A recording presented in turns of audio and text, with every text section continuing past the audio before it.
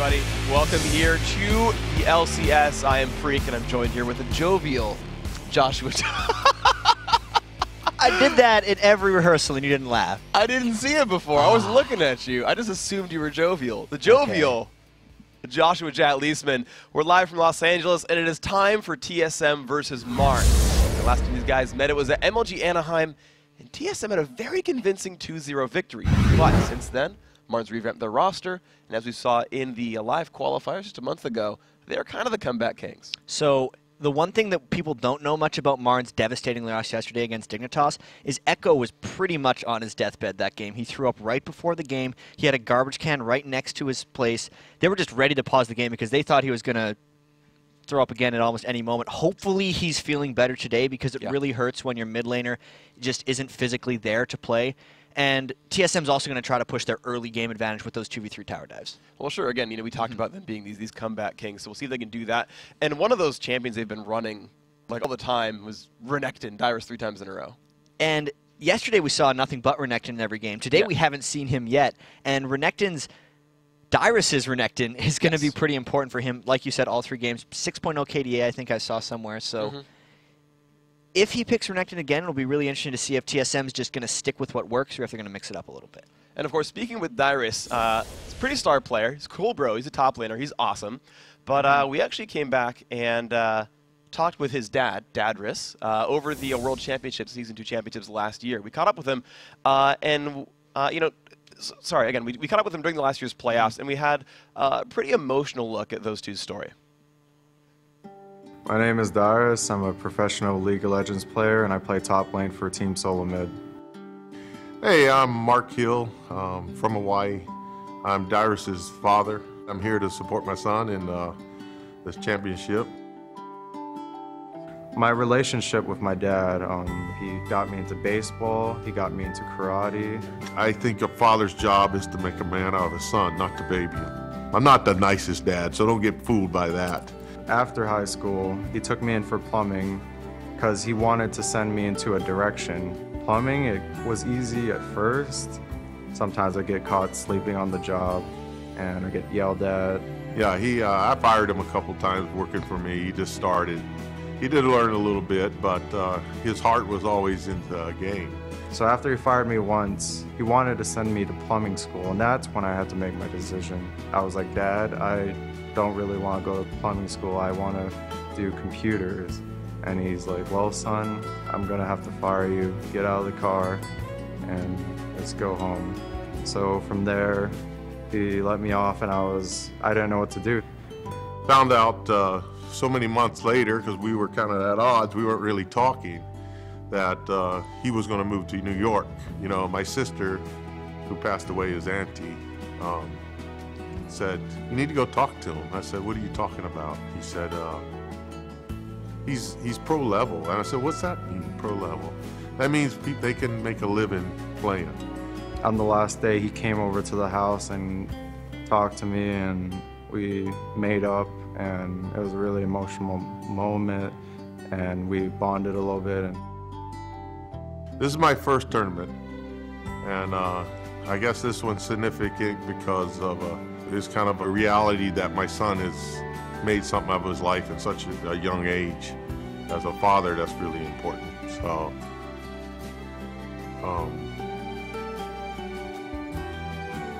without him, I wouldn't be the person who I am today. He's just the biggest role model I've ever had. There's really nothing, I mean, you kids might not understand this. A father can be more proud of than when a son's his own man. Because then the father can relax.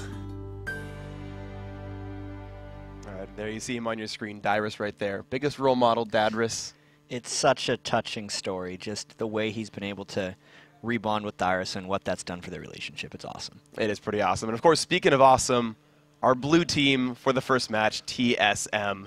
Dyrus, we just talked about him up in the top lane, the Outrun in the jungle, Reginald in mid, and Chaos and Special on AD and support. So on the red side, it's going to be Team MRN, Mega Zero in the top lane, Claky D on jungle, Echo trying to recover from illness in the mid lane, Heartbeat the AD carry, and of course Atomic N on support.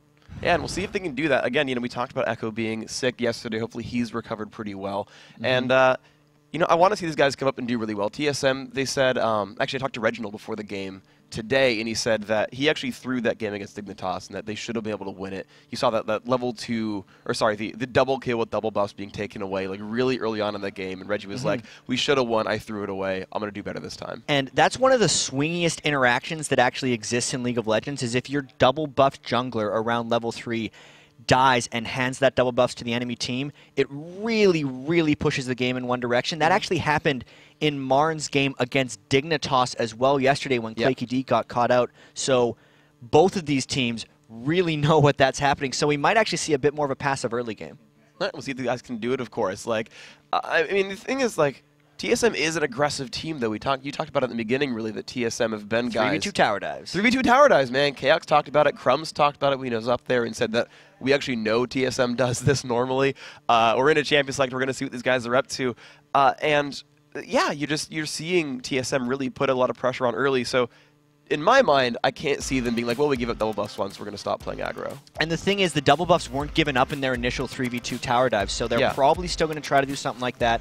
It was just the mid lane gank later that the odd one did that really ended up costing them. As we see a Kale ban out almost immediately, that's really something that's trending more and more, especially this weekend. Yeah, I mean, it's interesting, though, because we've seen Kale really, like, grabbed from TSM so much. They took that, I think, right away in their very first match of the day against CLG back in week 1. I think that was their first pick here. But we're seeing Renekton, right away still available, as well as, Oddwin's Maokai, Oddwin's Xin Zhao, or sorry, not Xin Zhao, but Jarvan the Fourth. Like, a lot of those big picks are still available so far. So we'll see what the bans end up going with. Renekton, of course, still available. Not for long, man. It's gone. And it's actually TSM banning it. Yes, it is TSM banning it. Mega Zero was someone who played it last time he met Dignitas. He was doing the red potion start on Renekton, and maybe that has something to do with TSM really wanting to do the 3v2 tower dives, and Renekton being actually one of the most resilient to those tower dives, if TSM wants to run their kind of same strategy every game like they have in the past. All right, we'll see what else comes up here. The Vi being banned out as well. So, we talked about these trinity of junglers, the Xin Zhao, Vi, and Jarvan the Fourth. So far, Mars has just been removing them. Ironically, the Claky D is known for his Jarvan, so we'll see if TSM first picks that, though they have been first picking Taric all the time. And the Taric Jarvan is something that has been fairly prevalent, as every time we talk about a strategy, it gets banned out from under us. The Taric Jarvan armor auras have been very key, and a lot of teams have been going for that. Team Solomon had to fight against that when they played Vulcan yesterday. You can actually get up to 52 armor when you get max flag and max shatter on Jarvan and Taric. But of course, we're not seeing those things. They get 1/2 of the combination and first pick Taric, much like Curse had in an earlier game. And just, it's funny because it's like the legend of TS and the legend of Reginald is now forcing another LeBlanc ban. We haven't even seen her played yet in LCS. They had a chance to play LeBlanc yesterday, and then he baited everyone, and we're getting ready to go, and we're like, they're going to do it, and he swapped off of it. It's like Reginald last picking in these champion selects, he'll actually highlight a champion that makes logical sense, sit on it, and then change. Yeah, and That's actually, the worst. Talking with Saint, actually, about his last match, about Curse's last match, right? Kobe kept talking about that jungle Kassadin, and he hovered over it, and he was asking his teammates. He said, like, I was literally asking my guys, can you let me play this Kassadin, please? And they didn't let him. So maybe that comes into play as well. His teammates won't let him play these champions. I think Saint's also just trying to troll Kobe 24, personally. I think that's what the true story is going on. But okay, we have Lulu and Shen done for Marn. I don't know if that Shen's going to be going mid or top. Something that these teams have been doing so much, especially in Season 3, is like the double or the triple fake-outs with where people can go. Yep. There's some champions like a Jace, mid or top, that anytime you can dual lane / jungle, it really just throws a wrench in things. And it's interesting because we even saw like Lulu playing a lot of different roles as well. We saw mid Lulu from Vulcan today, Yeah, we've seen Shen jungle and top lane a whole heck of a lot. Like, there's just a lot of options here. MF Taric, that's no stranger of a lane at all, though. That could be actually quite an awesome pick here for Chaos. Chaos really loves his misfortune, and he's, like we said yesterday, someone who's just whatever is the best right now in his mind, and he'll just go with it because he doesn't believe that that's something that goes away if he's managing to swap off. But he went, what? Tristana. What? So I actually really like Tristana. Okay. For what it's worth, I love Tristana. Now, people trash on her like her early mid game because she's like All her spells get off AP instead of attack damage, but she's like the safest and highest. Like it's like picking Kog'Maw with while you have a jump. You got two escapes. You've got Buster Shot and Rocket Jump. I'm a huge Trist fan. I mean, Tristana does have her competitive edges. It's just very unlike Chaos at this juncture to be picking Tristana. Like, it's not something that he was blocking from Heartbeat. Sure. It's not something that they needed to switch around based on the TSM that I'm used to seeing, right? Because the TSM that I'm used to seeing from tournaments will pick a tournament strategy, and you'll see, like, Chaos picks either Corki or Graves 25 games in a row over a couple weekends, and he really loves to sit on his same champion. And this time going Tristana just really surprises me. No, it's very, very true. We did just talk, like, we talked about strategies, right? TSM's really early game. BRB, I'm going to pick Tristana real quick. And they're like, guys, Renekton's been so good, then TSM bans it. Guys, Vi and Jarvan are really good, and they get banned out. Yeah. Quick, name a champion, they won't pick it. Name a champion, they won't pick it? That's too hard. Orianna. Orianna. That's the champion I named. Chat. Okay, all right, so there's the lineup. And one thing that we missed in all of the hubbub is the Olaf pick by Mega Zero. Yeah. This is the nerfed Olaf with something that people haven't really picked up on much, but Mega Zero before the tournament was saying, I'm going to do it. I think he learned at some point that the ultimate actually broke crowd control. Yeah. Because before the League Championship Series, he didn't know that. Because the last time he played Olaf, over a year ago, the ultimate didn't cleanse CC on cast. And he was like, that's kind of good to know after qualifying for the LCS. Yeah, and of course now we've seen Echo back on Anivia. Played it yesterday. It got banned out from him like the entire LCS qualifier. So hopefully a healthier Echo can bring that back out, because that was his main champion. That was the guy to look for. So getting ahead of ourselves a little bit, we got the team comps going down. Team Solo Mid looks to do the Wombo combo with Orianna, something we haven't seen come out in a little while. They're going for lane domination as well with Tristana and Taric. That will have a lot of kill potential level 2. Yeah. So it's really going to be all about the circle of AoE that TSM can create and hoping Chaos can hyper carry. So even though it looks a little different, that's still a TSM strategy. Overcross on Marn, Echo on Anivia, and Mega Zero on Olaf, as you said. Comfort champions. Heartbeat on a castery AD carry like Ezreal. That is his comfort zone. So Marn really just looking to lane and stay alive until they can get to team fights. All right, and once again, we kind of talked about these teams again. Solomon saying that they had thrown their loss against Dignitas. Should have been 4-1 so far. We'll see if they can pick up their 4th win of the tournament. Of course, Marn, they're up. They're at 0-1 right now. They're looking for their first loss. But TSM, that is a hard opponent to get your first win against. It's not getting any easier for Marn. Their first game of the tournament was against Dignitas. Now they're up against TSM, so they really have to take out the established teams right from the get-go. It's a lot of pressure coming in for these new teams in the LCS. Marn didn't get to play in the first week, and now everyone's like, they have to get their first win. It's like, we've only lost one game, man, come on. But it's tricky for them, and they're getting tested right off the bat. You can see them up on your screens, of course. We're getting into the game right here. TSM on the blue side, Marn on red. We'll see what these guys can do as we get into the game. All right, they've loaded up. Everyone running to base. I wonder if we'll see level 1s because we haven't really seen it happen as far as I can remember. They've been pretty rare. Like, we've seen people try to invade, and then they'll get spotted and be like, okay, we're going to ward Tri-Brush and peace out. That's been mostly what I've seen, where they'll look for an invade, but if they get spotted, they kind of chicken out a little bit. And I actually want to talk a bit about the Tristana pick once again. It's one thing about her rocket jump that I actually talked about the other day. Everyone complains about getting the rocket jump interrupted, and it's because it has a cast time on it. So if Shen can get the taunt in slowly, no, that's not going to happen either as we get a pause. Yeah, but yeah. I mean, the Tristana cast time does interesting things though, because you can basically bait Blitzcrank hooks with it, or you can basically override most pulls if you time it well. So it absolutely does work both ways. Like, I've canceled headbutts with that thing, and it feels awesome when you do that for what it's worth. So it's actually, if the Blitzcrank pull, it's too much, but I want to say this. If a Blitzcrank pull hits Tristana while she's casting the W before she jumps, she will jump. Yeah. But if the Blitzcrank pull hits right after she starts jumping, she'll get pulled. Yes. She's actually, I almost want to say, a bit of a clunky champion in the sense that she has slower cast times than someone like Kha'Zix on her jump. When you're jumping through the air trying to pull off your combo with your explosive shot and your buster shot like your E and Q, if you don't queue those up properly, you're not going to cast all your spells. But someone that has mastery over a champion or really plays Tristana unlocks all of these things that are kind of hard to access. So she's actually a really difficult high skill cap AD carry that Chaos has picked. And if you can get to the 703 attack range at level 18, incredibly lethal. It's just a difficult road to travel to get there. So when we look at Tristana, right, and having a difficult road, but hoping to get to that 703 attack range, I mean, you can see Martin's sort of lineup on your screen at least. You've got basically Olaf and Shen in there. Is that even a threat to Tristana? It's a bit of a threat. The problem with that is when Mega Zero pops his ultimate, you can't knock him back anymore. So it's a pretty good counter to knowing that Tristana has been picked because they picked it a little earlier on.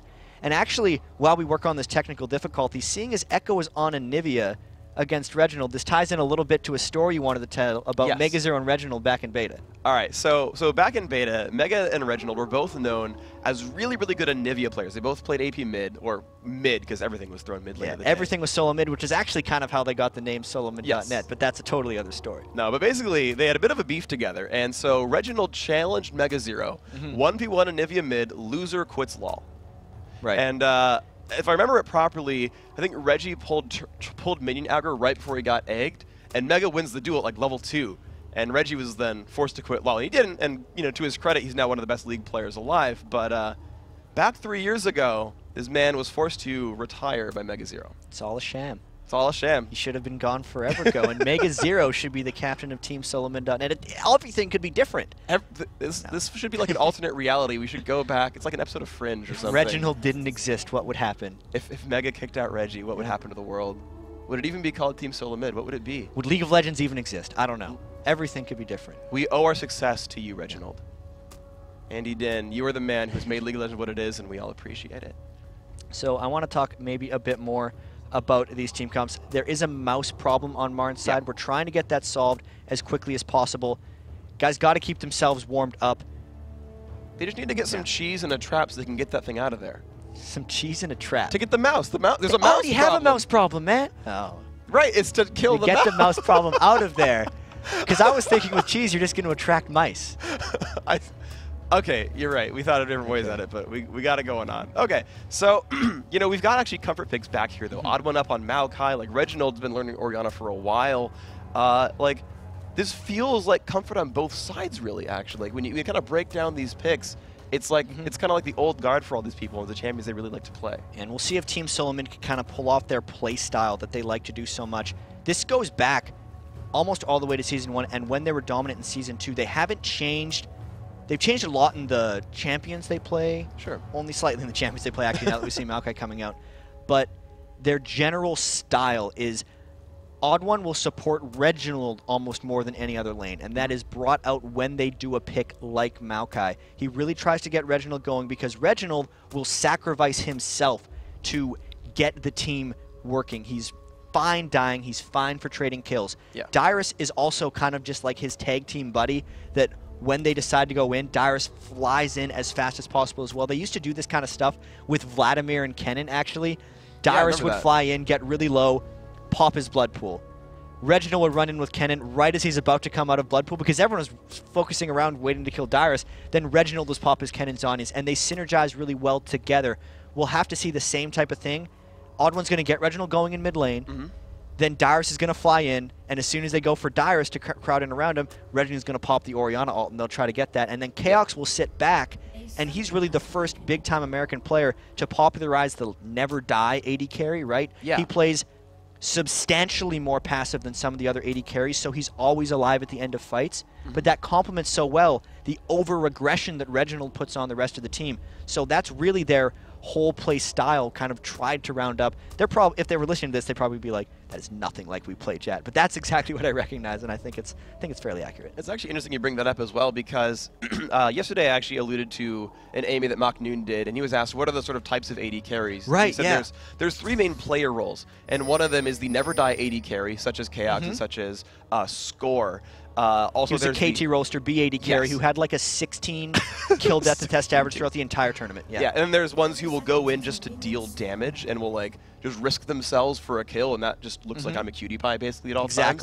And then I forgot what the third one was because they seemed like all-encompassing. But there was the third one was the tank AD carry. So like Score or someone like Chaos is usually or used to be the guy who builds glass cannon, sits in the back. But then you have the tanky AD carries who will build the Warmogs and just kind of be a mix of the first two. It's actually kind of where they're safe from items. So we are into the game, of course, as you can see. And you mentioned it, there's been no invades early on, and that seems to be the same thing here. However, we do see that MRN is looking for a 2-on-1. MegaZero down to that bottom lane. We saw them do this last time. And once again, they've got Heartbeat and Atomic N up at the top lane here. Looks like not too much going on as we've seen most of.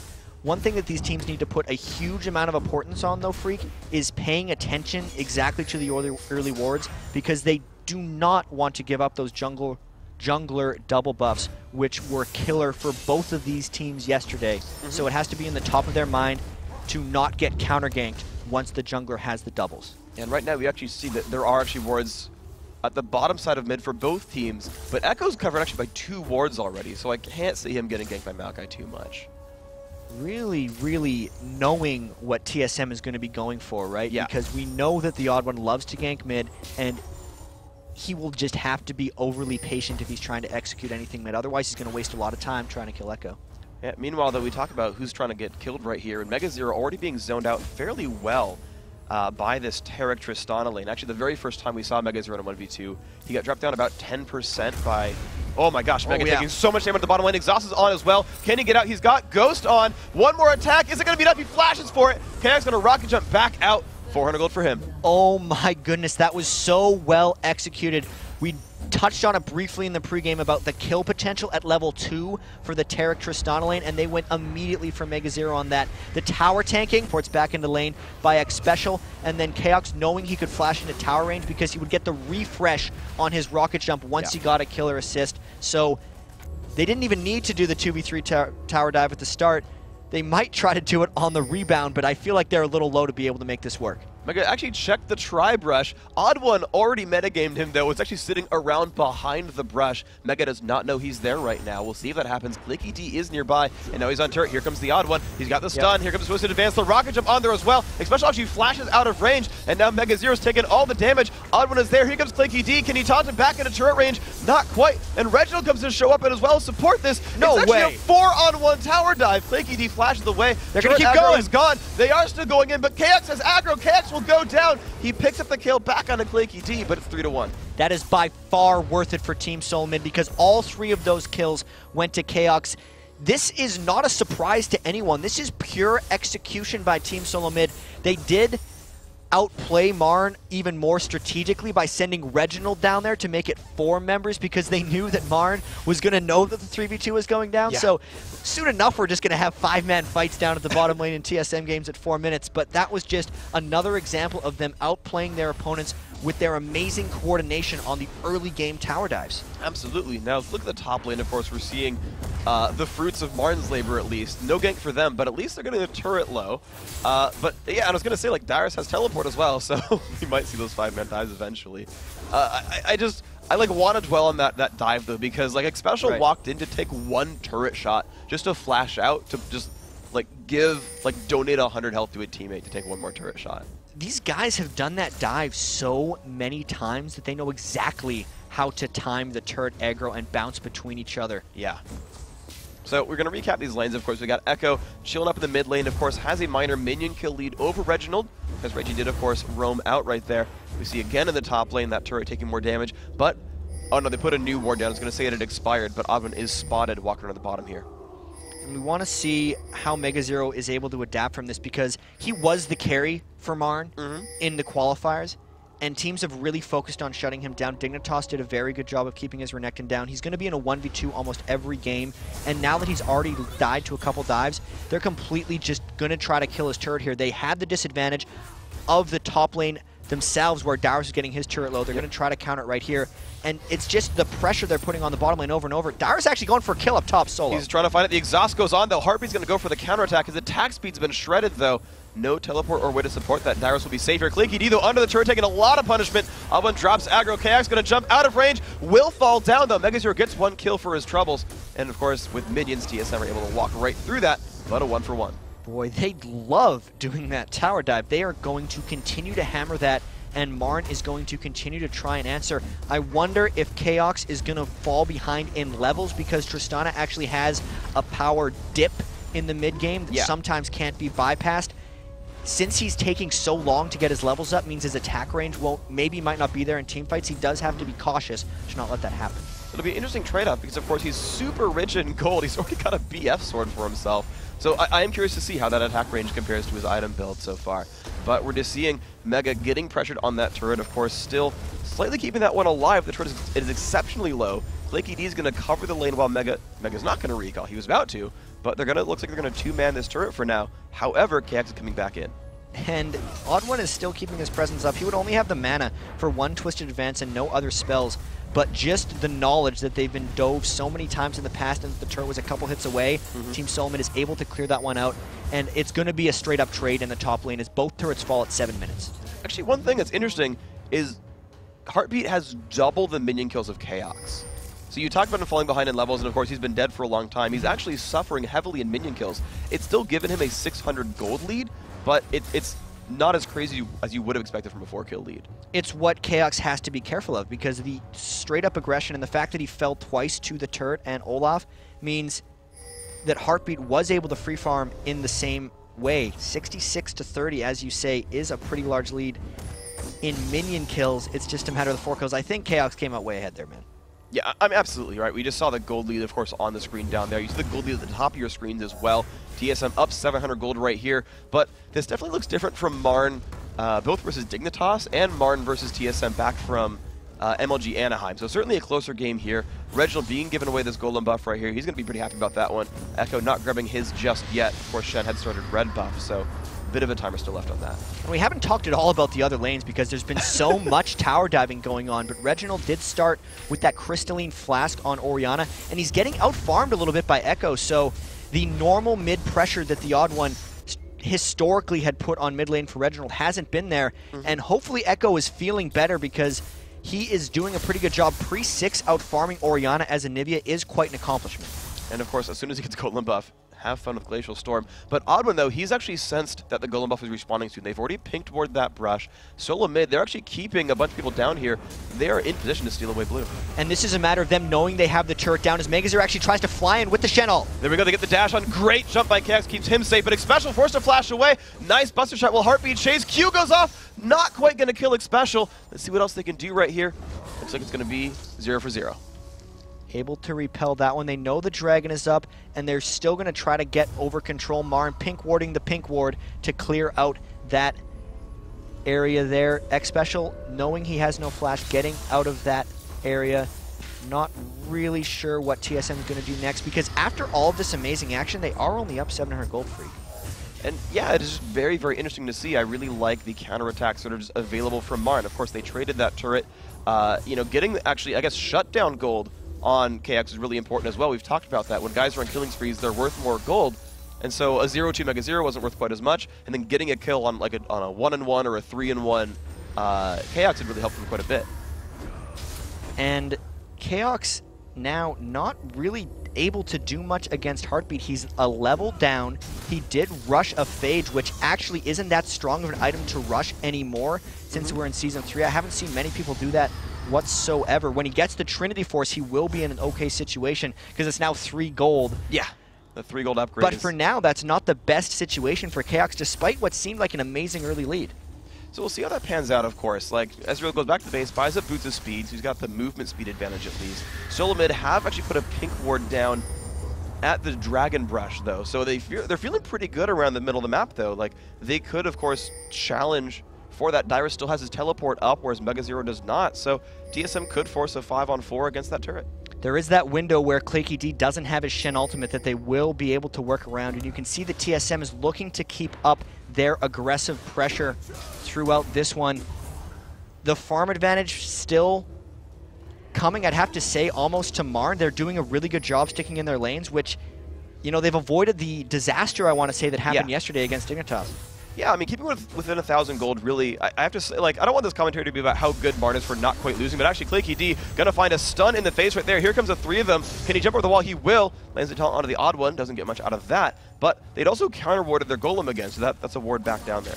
So Dyrus has his teleport up, but MegaZero doesn't, which is one of the reasons Team Solomid is trying to force onto this Dragon. They harassed out the bottom lane, they know there's no turret, and they know they've denied the vision, so they might end up getting this one completely free.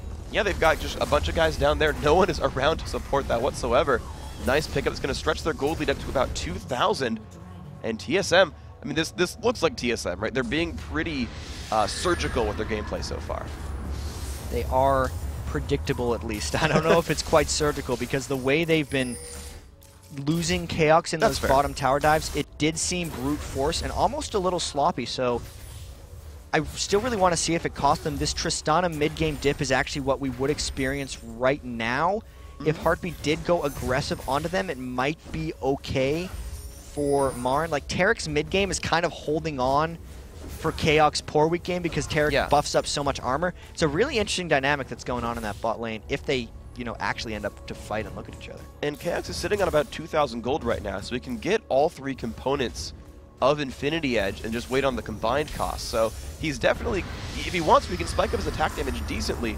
And of course, depending on his points in, wow, he's got 0 points actually in rapid fire. So you're right, that mid-game dip, even if he has attack damage, like, he's got no attack speed to back that up. He's going all kill lane all the time with that rocket jump max.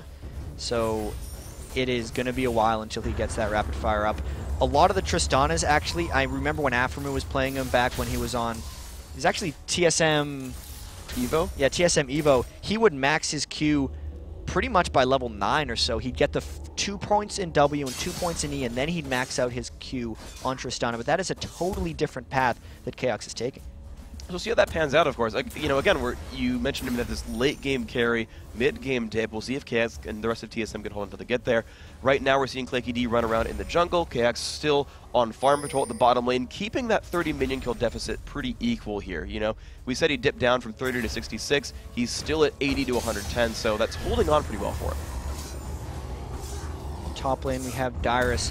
Actually, 92 to 61. Hasn't really gotten much tower damage, but he's built the early Glacial Shroud, so a little bit of a revamp here. No health built on Dyrus early on in the game, which is something we have not seen from many of the top laners. No, but interestingly enough, that's going to be, we'll see if it ends up being a good build for him. We just saw blue buff go away to Reginald once again. He's been pretty uncontested here. Both mid laners really not seeing a ton of action aside from that one turret dive at the beginning that Reginald participated in. The lanes are back to normal as well. Of course, we're seeing Chaos still just heads up against Heartbeat. We'll see how Chaos does in this bottom lane, and they're diving up top. No, they're just fighting up top. Here comes the gank. All right, Ricky's going to look for the taunt. Oh, nice flash there from Dyrus, going to get him out of that one. So he barely was able to escape that one, didn't have to burn his ultimate, still has his teleport.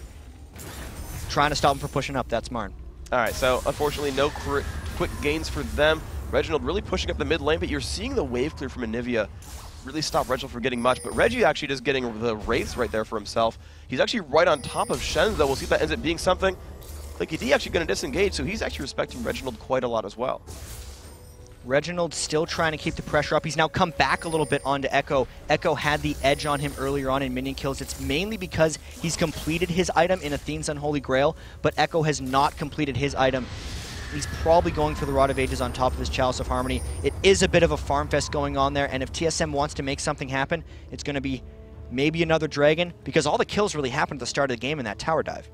Yeah, we'll see what ends up being really in the cards for them, of course. MRN holding on to their lanes. Actually talking to one of the players about MRN overall, they said that sort of MRN's weakness was their early game. They're laning more so than their team fighting, and we kind of saw that manifest here. Their early lanes had a bit of a rocky start, but I mean, every game that I've seen of MRN where it didn't look brutal early on, they'd always come out to win it. Now, that was during the qualifiers. We'll see if TSM is one of those numbers as well. During the qualifiers, they actually openly stated that they really wanted the team plays. MegaZero is just chaining down the axes onto Dyrus, finally misses one to disengage.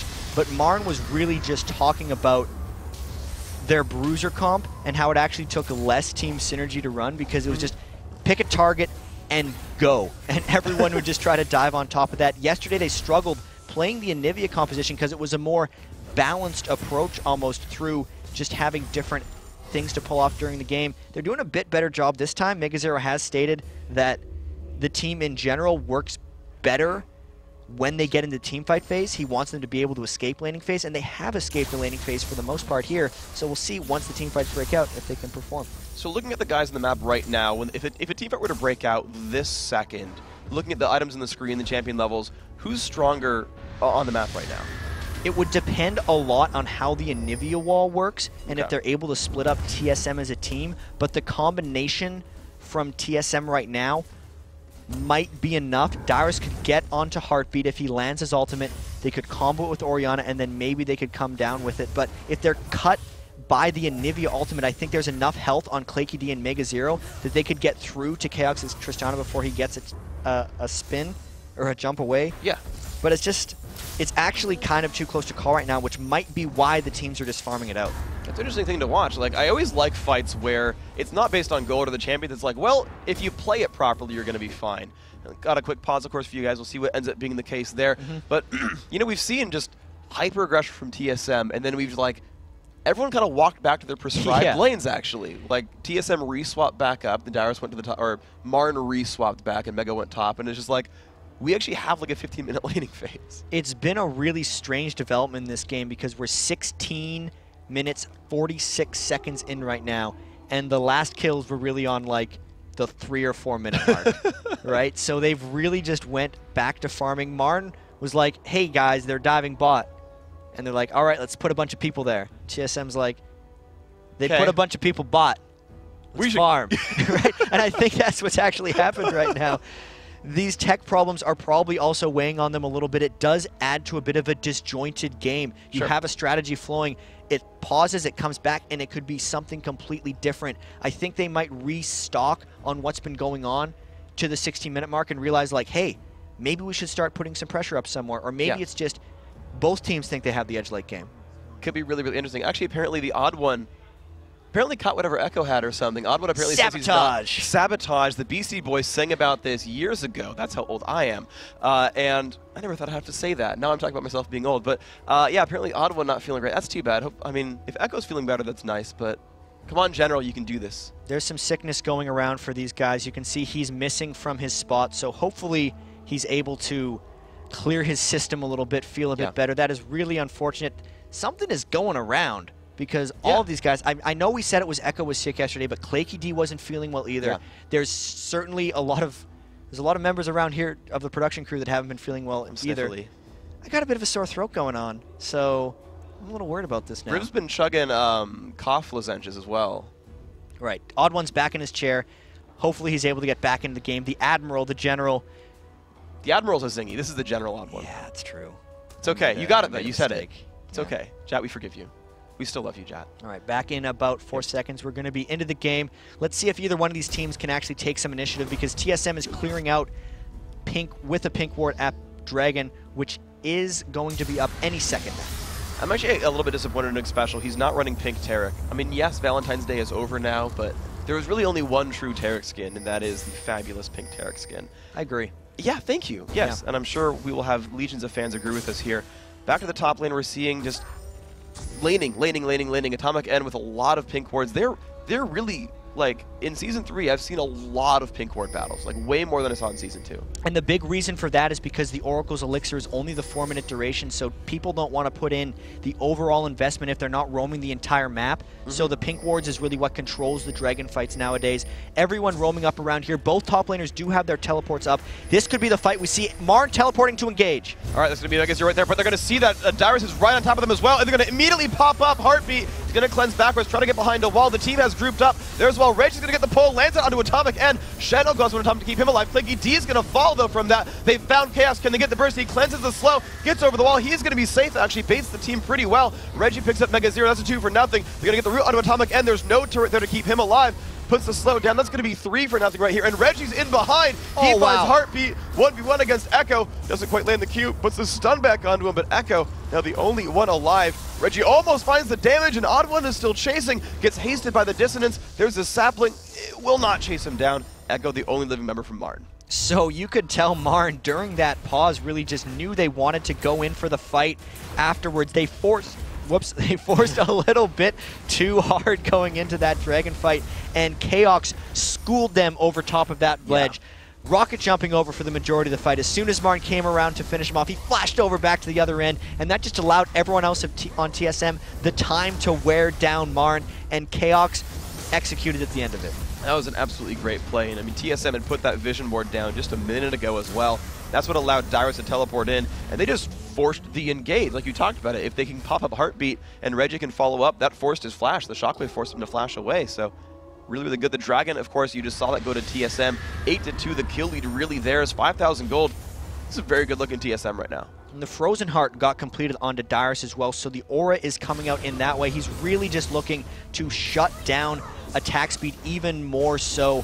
Already getting it with the E on Malphite. Something we haven't seen as much of in Season 3. Frozen Heart was a huge item in Season 2. Glacial Shroud became a little less accessible. All those other things coming in on top of it, and it's good for him right now because that last teamfight victory worked quite well. Yeah, so of course we're seeing Martin look for some gold to get back for themselves. We called them the king of comebacks. They tended to do very well at that, but Heartbeat looking for some farm at the bottom, and TSM, they're grouped up a little bit more toward the top. Chaos is I guess he's just looking for a turret right here almost. And the problem for Marn is going to be that TSM is really good at reacting to other teams' aggression. Kind of like Dignitas said they were having trouble closing games, so they just wanted to push all the lanes and just wait until they win. Yeah. TSM does have an opportunity to do that right here because the last fight was Marn really trying to force onto TSM, and TSM came out on top. Yeah. TSM was already winning the lane battle, so if they just continue to win the lane battle, they will force Marn into another one of those situations, and they think they can come out on top of that. Well, we're seeing that, of course. Chaos and Special shoving up this top lane. MegaZero's on top of them. He's got support coming in. We'll see what happens with this fight. Special pulls aggro. Chaos going to jump away. Mega's going to pop ult. He lands another Q. He's going to keep this train going. Who's going to come up in time? Heartbeat's nearby. Not going to land a shot, though. No slow for him. And during all this, Dyrus is split pushing the bottom lane. MegaZero didn't have backup in time. They were trying to get him off the turret, but it just didn't work. So TSM actually putting pressure in mid and in bot. And you're just seeing that, right? Clicky D shows up, tries to push Dyrus away. All he can really do is hit some minions right here. Reginald, of course, still chilling in that top lane, or mid lane. And the top lane push is actually getting flanked by the odd one. They didn't see him with any wards, but it looks like they're smartly going away. I wonder if he's going to go in for this. He finds Atomic End's going to knock him into the air, puts the ult down as well. Immediate disengage, actually. Marn, apparently the turret is enough for them. They might just try to finish this one off. Heartbeat popping his ultimate, but it looks like the brute force from TSM continues third turret of the game. All right, really, really good play by them. They only lost the one turret on the lane swap so far. Those 2 kills only on their turret dives. Aside from those, I wouldn't even call them mistakes necessarily. TSM has not given up anything on this map. And it's just a matter of split pushing and running away. I mean, MegaZero's tried to chase down Dyrus a few times with those axes. Hasn't really worked out. Dyrus getting too much move speed from his Q, able to run away. It's just the 2 kills for Marn. They haven't been able to find team fights. I don't know what they're going to do to come around in this one, Freak. Well, we'll see if they can find something there, maybe a catcher. We'll see what it ends up being. The farm, of course, is still happening. I mean, TSM is doing a very good job of controlling the map. They haven't really shut anyone down from Marn at the very least. I mean, we saw games where, like, Fat had a rough game on Rumble for GGU and wasn't really a big factor, but it seems like everyone on Marn's at least having an okay game. They're at least keeping MegaZero down a fair bit. I mean, he has caught up a bit in 123 minion kills, but from the very start of this, when we saw the 3 tower dives on MegaZero's turret within the first 5 minutes of the game, that seemed to be their target. They did kind of pull that one off. Clicky D hasn't been able to steal much farm on Shen to become a split-pushing monster. A lot of things are going really according to plan for TSM. Chaos is going to be coming out of that mid-game Tristana lull pretty soon. Now that he has the Infinity Edge and the Zeal, let's see actually if he has points. He's got 3 points in Rapid Fire, so once he maxes that out, he's got the 90% attack speed steroid coming out as well. This is looking really, really promising for TSM. And he's up to 649 attack range as well, so he's tied with Caitlyn, and he's only going to get better from there. We'll see how that plays up for him. Like you said, he's getting out of that mid-game lull, so see if TSM looks for something with Chaos. There's, of course, still staying at that top lane, and Reginald staying in mid. Odd One looks for MegaZero. He's not really going to find him for much, though, under that turret.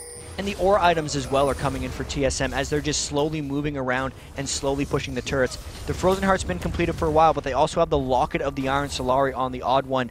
There's nothing coming out on Marn that gives him those types of teamfight advantages. You'd always got to factor in as well just the armor aura that Tarek is putting out, or the attack speed slow that Dyrus is Malphite can put out, not even counting about the Frozen Heart. So even though it's just a 6,000 gold advantage, it's a lot more when you factor in the auras. Wow, and the ult going off on Echo, putting him pretty low right here. Reggie looking for a little bit of poke. And I want to point out that bottom turret, without a dedicated siege, just the Dyrus split push, it's down to about a quarter right here. So again, you talked about it. TSM, they're not looking for a crazy fight, but they are just winning slowly but surely here. And it's complete control for them in a lot of ways. The first tower dive seemed a little chaotic, but once they got those, they stuck to the same strategy, and Marn's been unable to break them out of it. Yesterday, I mean, Curse said, as we've gotten better and better as a team, they've become better at coming back in games. But something that every team has to learn is how to come back in games, because clearly forcing those huge team fights down at Dragon wasn't the way for Marn. They needed to opportunistically wait for the other team to make a mistake. TSM wasn't giving them windows, but Marn has forced it anyway. And you just saw kind of what happened there. Now they're going to look for, almost look for another window against Dyrus. They put some damage on him, and look, he like walks into two people, ground slams, and says, yeah, you're not going to kill me. Walks right back out. He's actually sitting there, like he's actually like trying to pull cooldowns basically. He's standing on top of an axe, standing in front of Mega.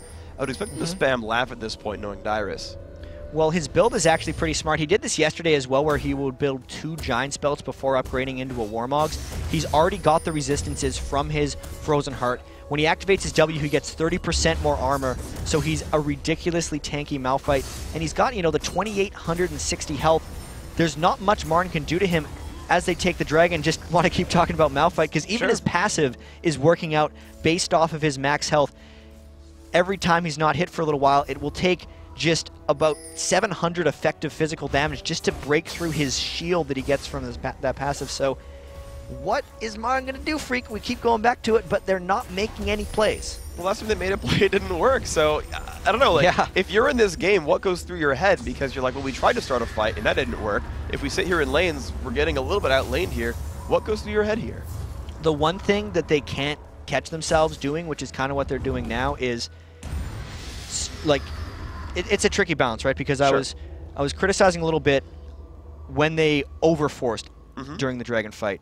But right now it almost looks like they're under-forcing in a sense. They're sitting back too far. I really hope that they're not worried about dying and looking bad to come back in the game, because clearly if this trend persists where TSM is just pushing them all out, they have to go for something. I mean, this is kind of why Gambit Gaming, when they lose, look to lose, like it looks like they lose hard, because they don't accept these situations. Yeah. When you lose the kind of first 3 outer turrets, you will get starved out if the other team lets you do it. This is the point where you have to take the chance to overforce. It's probably not going to work out for you, but you have to try, because otherwise TSM will strangle you out and you will lose the game.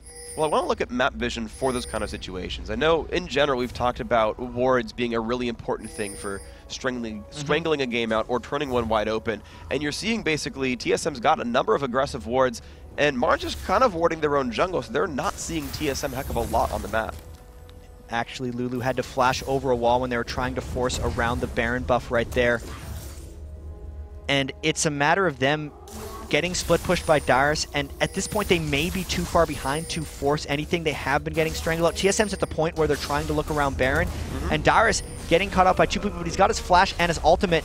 If he wants to get away, I think he does. Well, they're gonna try to put some damage out anyway. The Qs are landing. There's the first one missing from Mega Zero, and meanwhile he's pulled so much attention that TSM are going for Baron right here. They're putting a lot of hurt onto it, down to 8,000 health. Marn is moving over. They might be there in time. Marn has no vision, and they had to flash away the last time they checked.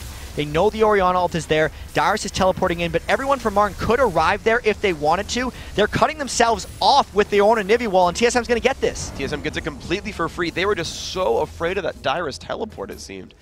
Mega Zero is just going to chill at this right-hand side lane and keep the farm going. There's a really good chance that Dyrus teleport scared them away and thought that TSM was forcing a really hard initiation. That's why the Anivia wall would have went down. That ended up cutting themselves off, and at that moment Heartbeat was like, well, maybe they're doing Baron. Fires the ultimate in, and it was just too late. They got lulled to death by TSM. All right, well, with Baron buff in tow, we'll see if TSM starts turning on the pressure. Dyrus sits there, takes some damage from Echo, and just stays in that lane, refusing to really go anywhere. Dyrus is just having a pretty tanky good game right here, 1-0 and 2. And quietly as well, Reginald has become a monster. He just bought double Elixir. He's got 516 ability power with that Baron buff.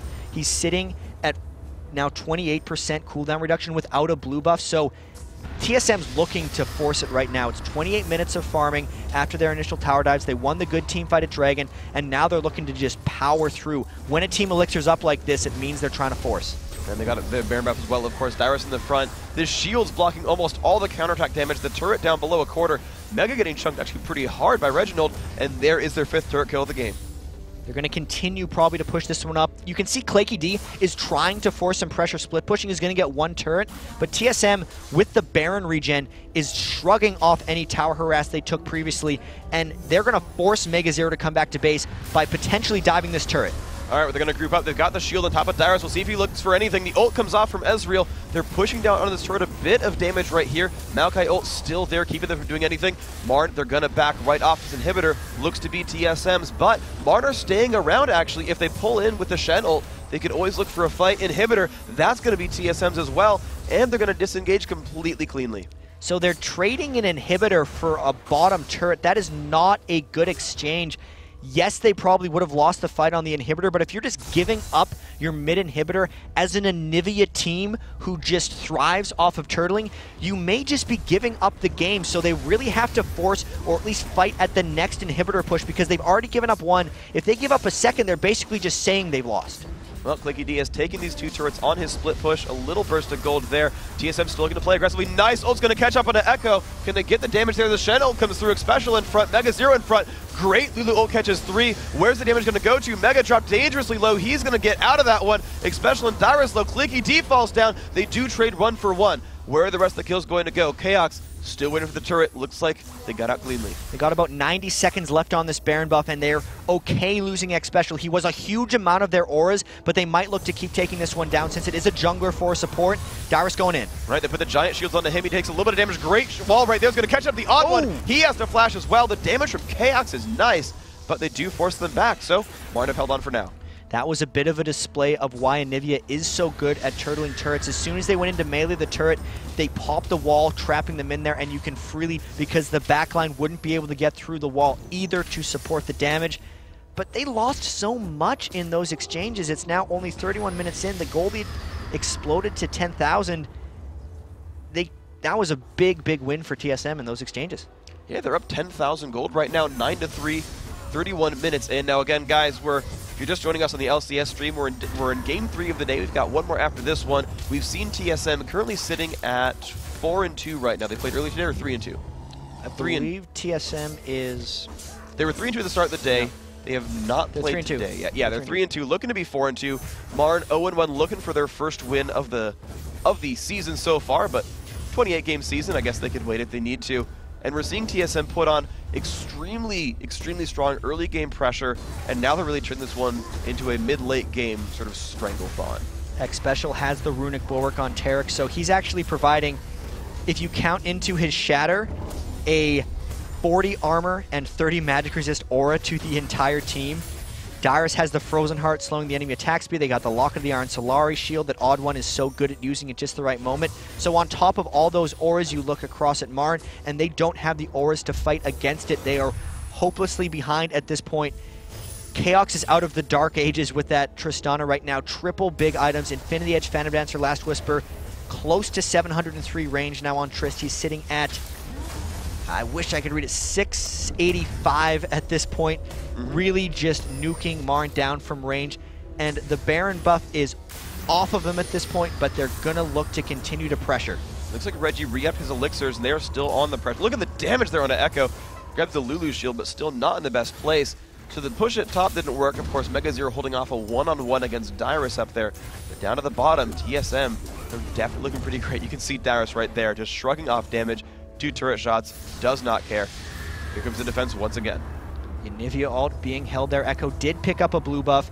He will be able to pretty much just keep that held down until the next wave gets here. I wonder if TSM is bold enough to dive through this turret. So the wall does come off, and Chaos is just happy shooting it. Wow, look at the damage up with there. 3 shots to go to the turret falls. That's going to be a turret. Omni gets caught by the stun, does not have flash. Where's the damage going to come from? Looks like they do some on Mega Zero. There's the initiative from the Odd One, finds Echo, knocks him into the air. Shen, oh, great Shockwave's going to find Echo, knocked into the air. That egg is going to be boiled right there, and he jumps right in. Chaos is just looking for a kill. Will he grab Mega? Yes, he will. Flaky D, the next one. There's the bunny hop's going to find another one, exhausted the chaos, and he is happily walking forward. Another kill there onto Atomic End, 13-3. TSM are looking for the Nexus. Wow, they just rolled through them in that team fight. It was the game of attrition, and TSM finally cracked the egg at the end of it. Here comes the Nexus turrets. There we go. TSM putting themselves at 4-2 so far. Great job by them. MRN 0-2. We'll see if they can turn around their future matches. TSM, they're looking good. Just a little bit of relief on their faces right there. Odd One going to be able to take a rest after this one. I really hope he feels better. That was a clinic that TSM put on over time. They had the early tower dives, and after that, they really never made a single mistake against MRN.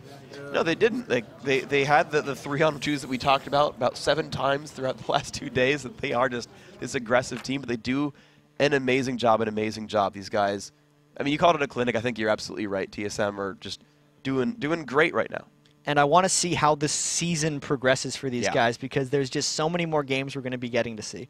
Yeah, so of course, coming up next, we're going to talk to Xpecial, the support from TSM, and then it's going to be our final match of the day with GGU versus Vulcan. Of course, you can see TSM shaking hands right there. MRN's going to have to continue their luck next week, but we'll see what these guys can do.